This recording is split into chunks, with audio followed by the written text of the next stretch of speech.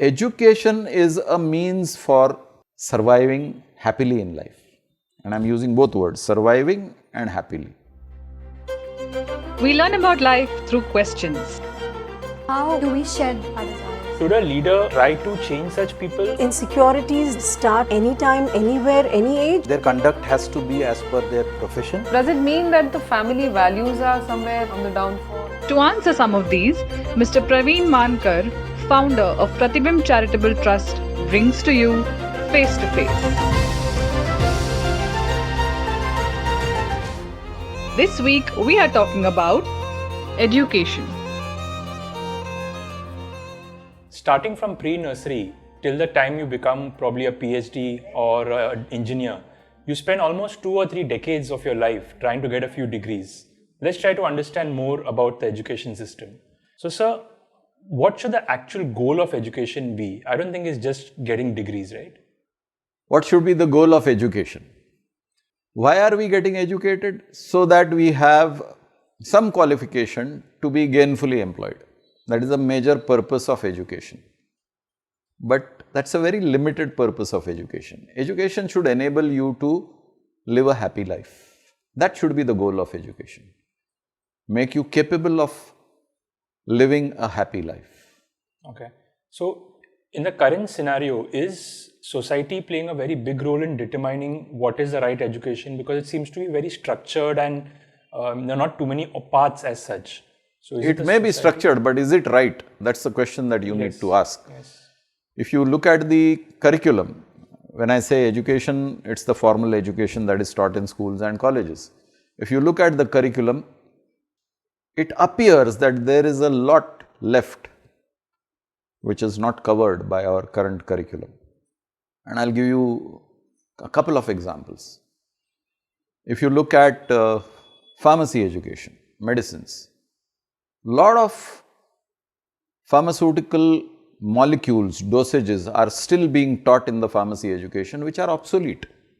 They are no longer used in the healthcare system, but it's still part of the curriculum. So, when a pharmacy graduate comes out of the college, he is not industry fit or profession fit because he has dealt in theory with subjects which are no longer existing in the society.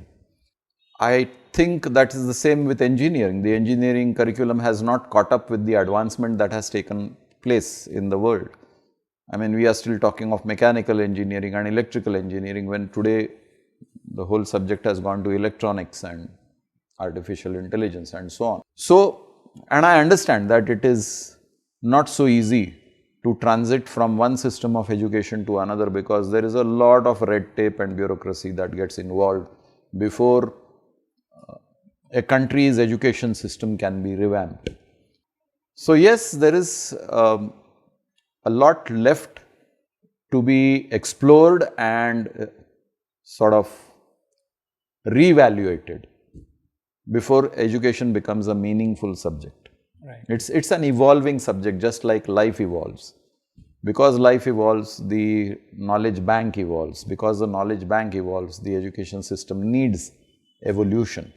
But unfortunately, our structures do not permit that flexibility in evolution. Right. Okay. So, coming to a bit of off-topic thing. So, intelligence, something which is required probably to complete your education successfully. Is that something which you are born with or can it be developed? In other words, how much of a role does education play in getting a career or getting a degree? Have you ever seen a brass pot or a brass article which has been left on the shelf for a number of years? Yeah. Yeah, you've seen an old brass object. How does it look? Black. Yes, it becomes very dull and shabby to look at. Yeah. Can you polish it so that it looks almost like gold? Yes. Yes, that is also possible. So, every human being is born with inherent intelligence. When you say intelligence, it is your ability to understand a particular subject. Now, you may have mathematical intelligence, you understand mathematics. Somebody else may have art intelligence, understands color schemes, color matching, designs of shapes and objects and assembling them in an arrangement which a mathematician may not understand, right? Different people are born with different inherent understanding of some subjects. Identifying in what subject your intelligence exists and honing that subject skill is the key. And education should be targeted towards that kind of honing. Unfortunately, my grandfather was a doctor, my father was a doctor, so I should also become a doctor. Do I have the skills to become a doctor? Question mark. But I want to maintain a family tradition. Our whole family has a lineage of doctors, so I must also become a doctor. So I struggle in my life to become a doctor and spend unhappy years growing up. That's not education. Right. That is also reflecting in the fact that many successful people or businessmen have probably dropped out of school or college. There you are. But they are following their ambitions and they're following their passion. There you are. There is no formal education, yet they are successful in life. Right. That means that inherent intelligence, as you would say, street smart. Yeah. You know, they never went to any college or university, but they have that street smartness to be very successful in whatever they do in life. But does it mean that anyone can be successful that way, provided they follow their ambitions with focus? Given the environment, anyone can be successful. I am making a Pareto principle statement. 80% of the time this may be true, 20% of the time it may not be true. Okay. So, are parents giving too much importance to education in terms of scores and marks and not really looking at the all-round development of their kids nowadays? It's contextual. If you are saying parents of India, then maybe the statement is true. If you go to parents in Europe, they give a lot of value to sports. Right. If you are a great sportsman, you've made your career, you earn in millions. So, if you are saying parents in India, yes, Indian parents are saying, okay, at least acquire a degree, at least acquire a degree. For what? Because they feel that there is a security in having a degree. Tomorrow, if there is a worst case scenario, that degree will enable you to get yourself gainfully employed. Right. Because it's a bit ironical that in case some kid says, I want to become a javelin thrower, he would have probably been forced into becoming an engineer. But when 𝗘𝗱𝗂𝗰𝘁𝗶 wins the gold, it's suddenly every parent wants to do the same probably. So it's true. It's true, because if you see the sports culture in this country, and I'm talking of the 70s and the 80s, everybody was an employee somewhere and he played the sport part-time, be it a hockey player, be it a chess player, be it a cricket player. These were part-time occupations, and with whatever time available to you after you have discharged your duties in the job, you hone up your skills. Several of our cricket captains were bank employees or employed in some private firms. Today, sports is a profession. You don't have to be qualified formally in a school or a university to become a sports player. People drop out of school to pursue their passion. Very short career span, 10-15 years, you have made your money. How you invest your money and how you live your life is again your ability, your street smartness that enables you to live. So, education is a means for surviving happily in life. And I am using both words, surviving and happily. Because survival is necessary. Unless you survive, you can't do what you want to do. And in whatever you are doing, are you happy or are you unhappy? That's the measure of success. If you are happy doing what you are doing, you are successful. Right. Okay. So, in schools and educational institutions nowadays, they teach us probably the laws of gravity or something like that, but they don't really necessarily teach us the laws of the universe, like the laws of give and take and cause and effect and stuff. Do you think that that is something which should be inculcated from a younger age or for kids, which will help them? See, you must understand one thing first, that knowledge comes from experience. Our whole education system is theory first and practicals later. It is through the practicals that you acquire the theory. But our system is reverse. We first teach the theory and practicals start coming into our curriculum much later, secondary school.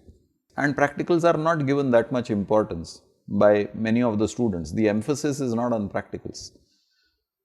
That is why in our country the industry-academia relationship has always been nebulous, weak.